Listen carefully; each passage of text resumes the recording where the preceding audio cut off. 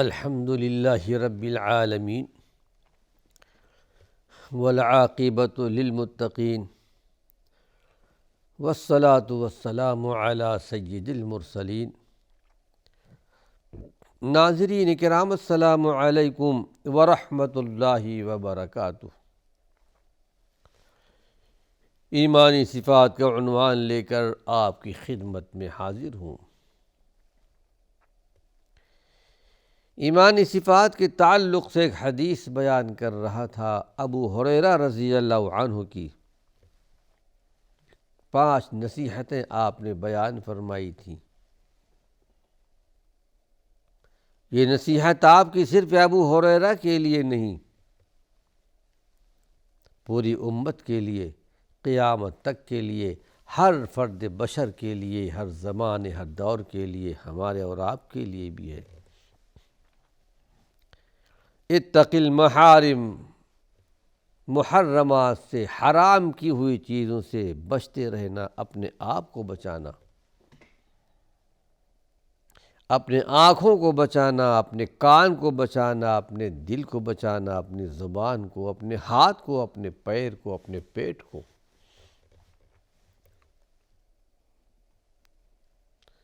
اللہ کے ایسے نیک بندے پیدا ہوئے جنہوں نے حرام کی ہوئی چیزوں کی طرف نگاہ اٹھا کر کے نہیں دیکھا، اپنے آنکھوں کی حفاظت کی، اپنے جسموں کی حفاظت کی۔ پھر اللہ کے پیارے پیغمبر نے ارشاد فرمایا تھا، حضرت عبداللہ بن عباس جو آپ کے چچیرے بھائی تھے، یا غلام انی اعلمک کلمات، چند باتیں میں تمہیں سکھاتا ہوں، یاد کر لو۔ احفظ اللہ یحفظک، اللہ کی حفاظت کرو، اللہ تمہاری حفاظت کرے گا۔ یعنی اللہ کی دین کی حفاظت کرو، اپنے آپ کی، اپنے وجود کی حفاظت کر لو، اپنے آپ کو حرام سے، نافرمانیوں سے بچا لو۔ احفظ اللہ تجدہ تجاہک، اللہ کی حفاظت کر لو، اللہ کی دین کی حفاظت کر لو، اللہ کو اپنے سامنے پاؤ گے۔ مدد کے لیے، نصرت کے لیے، قدم قدم پر اللہ رب العالمین کی مدد تمہارے ساتھ شامل حال ہوگی۔ حضرت عروہ بن زبیر رحمۃ اللہ علیہ عائشہ صدیقہ رضی اللہ عنہا کے بھانجے تھے۔ ایک دور، ایک زمانہ ایسا بھی آیا، اللہ کی طرف سے آزمائش آئی۔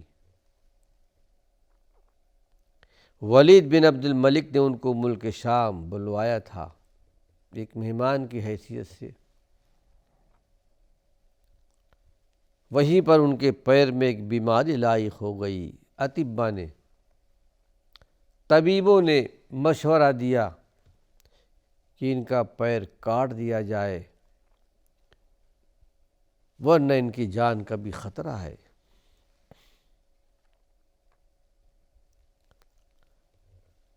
پیر کاٹنے کے لیے طبیب آگے بڑھے،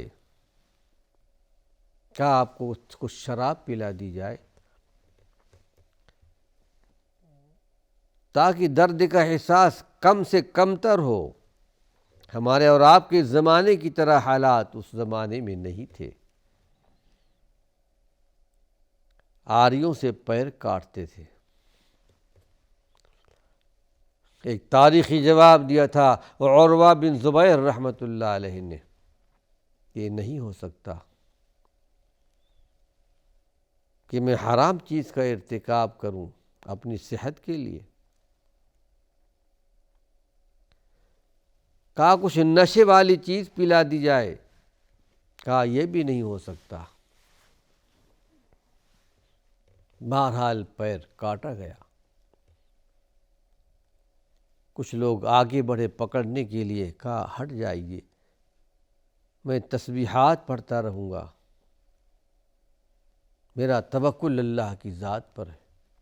ایک طرف پیر بھی کٹ رہے ہیں، اور ان کی زبان پر یہ کلمات تھے لا الہ الا اللہ واللہ اکبر۔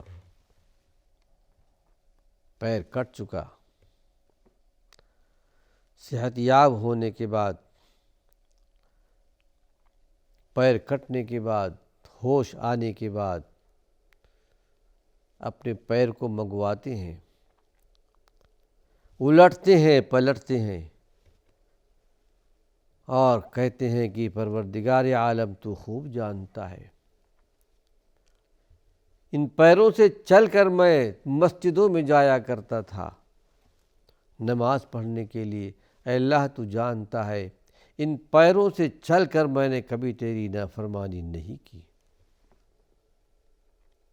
یہ وہ لوگ تھے اتق المحارم، حرام کی ہوئی چیزوں سے بچنا، اپنے آپ کو بچانا۔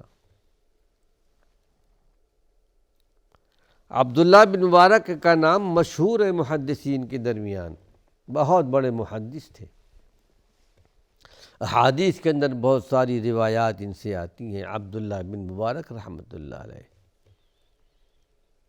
ان کے والد مبارک ایک غلام کی حیثیت سے ایک مقام پر رہتے تھے، جن کے یہاں غلام تھے ان کے یہاں ایک مرتبہ باغ میں مہمان آئے، کہا ذرا اچھے پھل توڑ کے لے آؤ، لا کر پیش کر دیا۔ پھل ذرا کھٹے تھے، مالک نے کہا مبارک اتنے سالوں سے تم باغ میں رہتے ہو، کیا تمہیں اس بات کا پتہ نہیں ہے کون سا پھل کھٹا ہے کون میٹھا ہے؟ تاریخی جواب دیا تھا مبارک رحمۃ اللہ علیہ نے کہ حضرت آپ نے مجھے باغ کی پاسبانی کے لیے رکھا ہے، رکھوالی کے لیے، کھانے کے لیے نہیں۔ میں نے آج تک ایک پھل بھی نہیں چکھا، ایک پھل کو غلط طریقے سے میں نے ہاتھ بھی نہیں لگایا۔ یہ اللہ کے وہ نیک بندے جنہوں نے اس پر عمل کیا تھا، اتق المحارم، حرام کی ہوئی چیزوں سے اپنے آپ کو بچاؤ۔ اللہ سے دعا ہے پروردگار عالم خالق کائنات ہم کو بھی یہ نعمت نصیب فرمائے۔ دوسری بات آپ نے بیان فرمائی ورد بما قسم اللہ لک تکن اغنی الناس۔ اے ابو ہریرہ، جو اللہ نے تمہارے لیے مقدر کر دیا ہے، لکھ دیا ہے تمہارے قسمت میں، اس پر راضی ہو جاؤ، خوش ہو جاؤ۔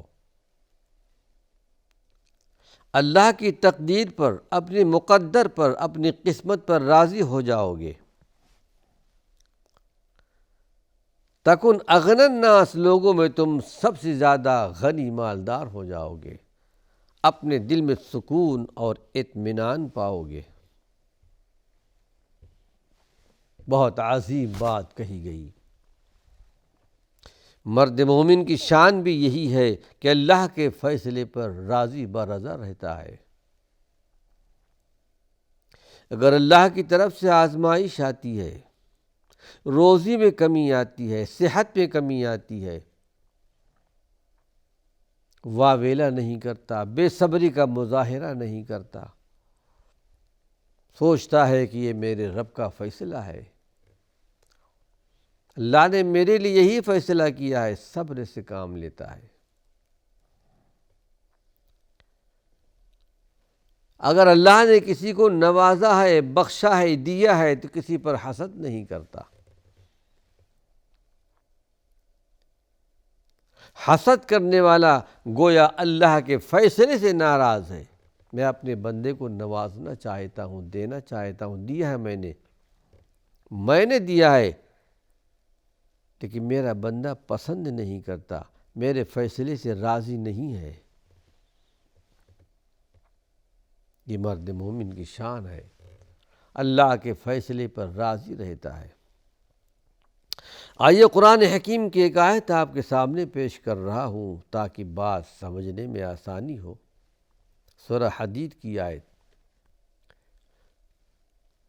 وَمَا أَصَابَ مِن مُّصِيبَةٍ فِي الْأَرْضِ تم کو زمین سے جو تکلیف پہنچتی ہے، کیا سالی ہو یا اور کوئی وبا ہو، بیماری ہو، ولا فی انفسکم، یا تمہارے جانوں میں کوئی تکلیف پہنچتی ہو، الا فی کتاب، مگر ہماری کتاب میں موجود ہے، لوح محفوظ میں پہلے سے ہم نے لکھ دیا ہے۔ تمہارے پیدا ہونے سے پہلے ہم نے لکھ رکھا ہے یہ مصیبت تم پر آئے گی، ایسے حالات تمہارے زندگی میں آئیں گے۔ ان ذالک علی اللہ یسیر، یہ اللہ پر بڑی آسان سی بات ہے۔ پھر آگے بڑی اور اہم بات بیان کی گئی، لِکَیْ لَا تَأْسَوْا عَلَىٰ مَا فَاتَکُم، یہ اس لیے جو تکلیف تم کو پہنچی ہے یا پہنچ رہی ہے، یا جو چیز تم کو نہیں ملی، تمہارے مقدر میں نہیں، تمہارے قسمت میں نہیں، اس پر افسوس نہیں کرنا، غم نہیں کرنا، یہ چیز میرے پاس کیوں نہیں آئی، یہ چیز مجھے کیوں نہیں ملی۔ لا تأسوا علی ما فاتکم، جو چیز تم سے فوت ہو گئی، نہیں ملی، اس کا غم نہیں کرنا، افسوس نہیں کرنا، اس لیے کہ یہ ہمارا فیصلہ، ہمارے فیصلے پر راضی رہنا۔ ولا تفرحوا بما آتاکم، اور اگر ہم نے تم کو کچھ بخشا ہے، دیا ہے، نوازا ہے، تو دیکھنا فخر و غرور کی دنیا میں نہیں جانا، تکبر نہیں کرنا، مت اترانا۔ قرآن حکیم میں اللہ نے قارون کا واقعہ بیان کر دیا ہے، اترانے والا فخر و غرور کے ساتھ، اس کا انجام اللہ نے کیا کیا قرآن میں تفصیل کے ساتھ بیان کیا گیا۔ میں اپنے خزانوں کی زمین میں دھسا دیا گیا اور قیامت تک دھستا ہوا جائے گا۔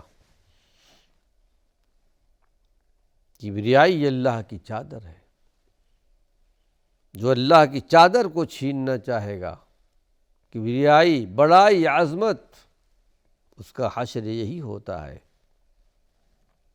بہت برا مرض ہے، کبیرہ گناہوں میں سے ہے۔ قرآن کہتا ہے کہ وَلَا تَفْرَحُوا بِمَا آتَاكُمْ إِنَّ اللَّهَ لَا يُحِبُّ كُلَّ مُخْتَالٍ فَخُورٍ، ایسے اترانے والے اور فخر کرنے والے کو اللہ پسند نہیں کرتا۔ رب ذوالجلال ہم کو اور آپ کو اس میں شمار نہ فرمائے۔ تو ارشاد اللہ کے نبی نے دوسری نصیحت بیان فرمائی کہ اے ابو ہریرہ، جو اللہ نے تمہارے لیے مقدر کر دیا ہے، قسمت میں لکھ دیا ہے، اے ابو ہریرہ، اس پر راضی رہنا،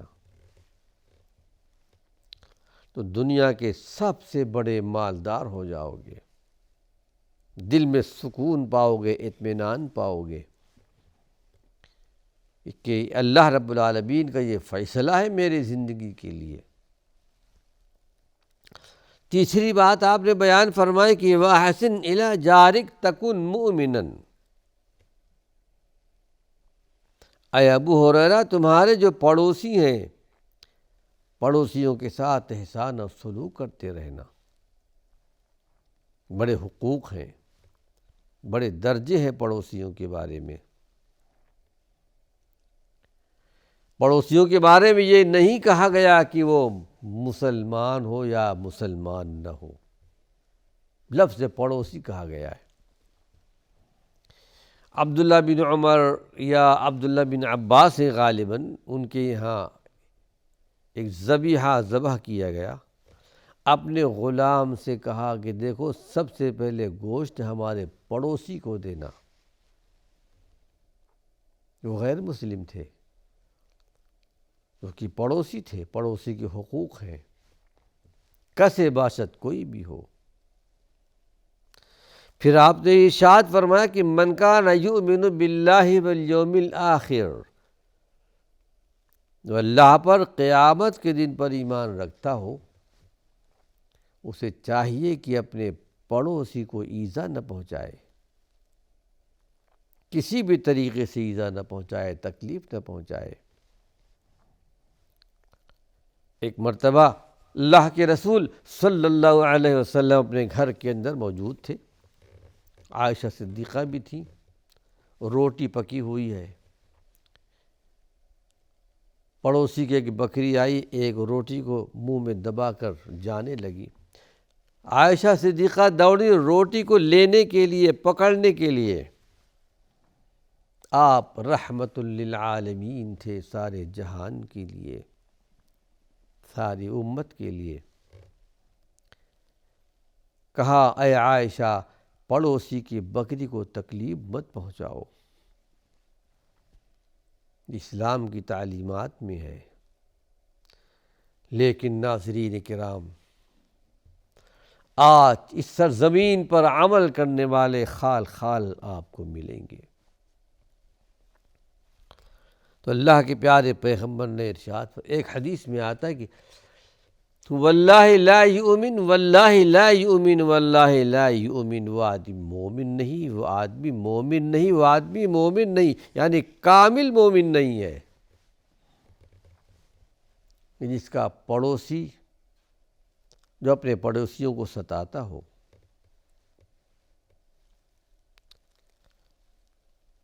اور اس کے بعد چوتھی بات آپ نے بیان فرمائی کہ وَأَحِبَّ لِلنَّاسِ مَا تُحِبُّ لِنَفْسِكَ۔ اے ابو ہریرہ،